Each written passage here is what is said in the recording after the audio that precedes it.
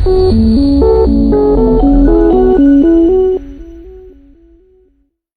वाली बहू। शकुंतला बहुत ही धार्मिक महिला है। हर समय पूजा पाठ में लगी रहती है।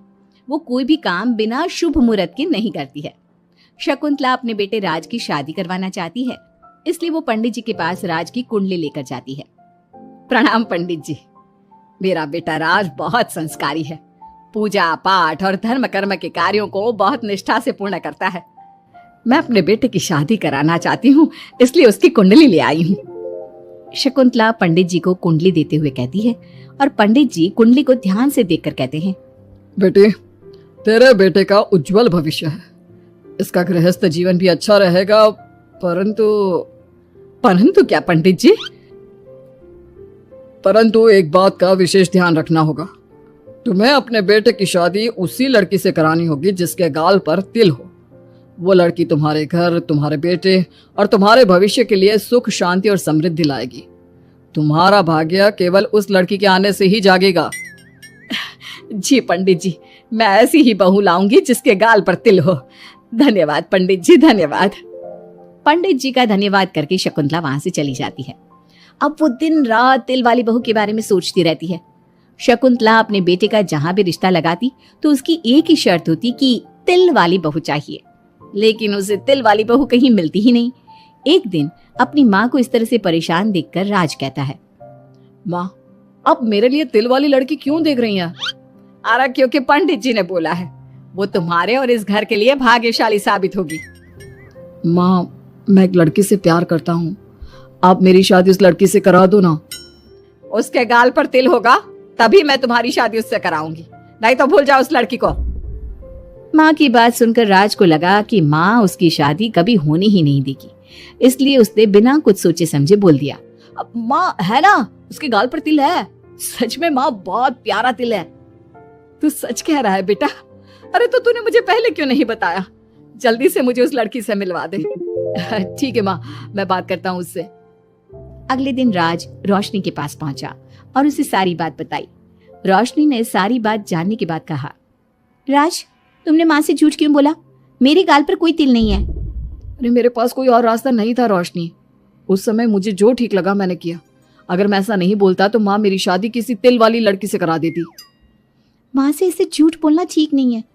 माँ को कोई तिल वाली लड़की मिलती ही नहीं तो माँ अपने आप तुम्हारी शादी मुझसे कराने के लिए तैयार हो जाती। अरे तुम्हें पता नहीं, पंडित जी के मुख से निकली बात मेरी माँ के लिए पत्थर की लकीर है।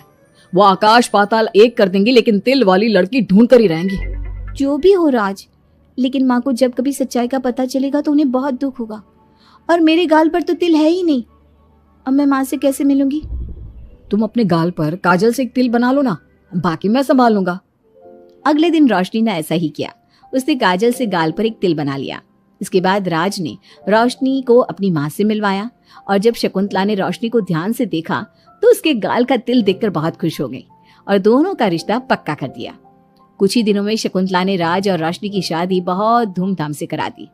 बहू, राज, जल्दी बाहर आओ, एक खुशखबरी है। रोशनी और राज बाहर आते हैं। राज, देखा, मेरी बहू के भाग्य से घर में खुशी आने लगी। जिस जमीन का केस हम पिछले 10 साल से लड़ रहे थे ना, वो केस अब खत्म हो गया है। अभी अभी वकील साहब का फोन आया है, वो केस हम जीत गए हैं। माँ, ये तो बहुत अच्छी खबर है। ये सब आपकी मेहनत का फल है। आपने इस कोर्ट केस के चक्कर में बहुत मेहनत की है। अरे नहीं बेटा, ये तो मेरी तिल वाली बहू के भाग्य से हो रहा है। पंडित जी ने बिल्कुल सही कहा था। शकुंतला रोशनी को बहुत प्यार करती है, लेकिन रोशनी के मन में दुख होता है। वो सोचती है, माँ मेरे झूठ को सच समझ रही है। अगर माँ को ये पता चल गया कि ये तिल नहीं काजल है तो उन्हें कितना दुख होगा। मैं आज ही राज से बात करूंगी कि वो माँ को सारी सच्चाई बता दे। शाम को राज घर आता है तो रोशनी राज से कहती है, राज, हमें माँ को सारी सच्चाई बता देनी चाहिए। घर में कुछ भी अच्छा होता है तो माँ को लगता है कि सब मेरे गाल के तिल की वजह से हो रहा है। तुम्हारे गाल की तिल की वजह से कुछ नहीं हो रहा, लेकिन हाँ, तुम्हारी वजह से हो रहा है। तुम इस घर में लक्ष्मी का रूप लेकर आई हो। सब बात ठीक है राज, लेकिन मैं माँ से और झूठ नहीं बोल सकती। मैं कल ही उन्हें सब कुछ सच सच बता दूंगी। नहीं रोशनी, अभी हम कुछ नहीं बता सकते। अभी हमारी शादी को ज्यादा दिन भी नहीं हुए। तुम माँ के दिल में अपने लिए थोड़ी और जगह बना लो, उसके बाद में पक्का मैं ही माँ को सब कुछ बता दूंगा। इस तरह से दिन गुजरने लगते हैं और शकुंतला के घर में खुशियों का आना लगा रहता है। शकुंतला अपनी बहू से बहुत प्यार करने लगी थी। एक दिन शकुंतला रोशनी के कमरे में गई। बहू, ओ बहू, कहाँ है तू? माँ, मैं बाथरूम में हूँ, नहा रही हूँ। अरे देख तो मैं तेरे लिए क्या लाई हूँ, जल्दी बाहर आ। अब मैं क्या करूँ? मेरे पास तो काजल भी नहीं है, अब चेहरे पर क्या लगाऊं? राज, तुमने अच्छा फंसाया मुझे। माँ, आप अपने कमरे में जाइए, मुझे नहाने में थोड़ा टाइम लगेगा, मैं खुद आपके कमरे में आ जाऊंगी। नहीं बहू, तू जल्दी से निकल कर आ, मैं यहीं बैठी हूँ तेरे कमरे में।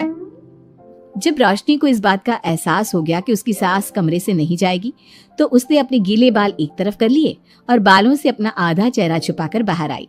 बहू, नहा ली तुम? देखो, मैं तुम्हारे लिए नई साड़ी और गहने लाई हूँ। आज शाम को बहुत मेहमान आ रहे हैं, मैं तुम्हें सबसे मिलवाऊंगी। मेहमान किस लिए आ रहे हैं माँ? अरे तुम्हें राज ने बताया नहीं बहू? हमारी कंपनी इस साल नंबर 1 की पोजीशन पर पहुंच गई है और ये सब तेरी वजह से हुआ है। चलो मैं चलती हूँ, मुझे शाम की बहुत सारी तैयारी भी तो करनी है। जब शकुंतला रोशनी के कमरे से चली गई, तब उसकी जान में जान आई। शाम को पार्टी में बहुत बड़े बड़े लोग आए थे। शकुंतला ने अपनी बहू को सबसे मिलवाया और उसकी खूब तारीफ की। पार्टी में सब लोग शकुंतला के सक्सेस का राज पूछ रहे थे, तो शकुंतला अपनी बहू और उसके दिल की तारीफ कर रही थी। एक दिन शकुंतला अपने बहू बेटी के साथ घूमने गई। आज हम घूमने आए हैं तो देखो मौसम भी कितना प्यारा हो गया है, लगता है बारिश आने वाली है।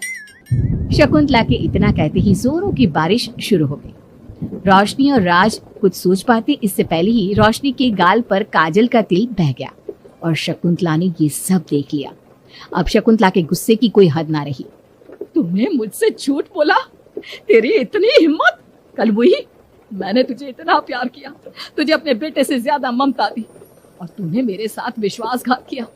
मैं तुझे कभी माफ नहीं करूंगी। माँ, इसमें रोशनी की कोई गलती नहीं है, मैंने ही कहा था इसे ऐसा करने के लिए।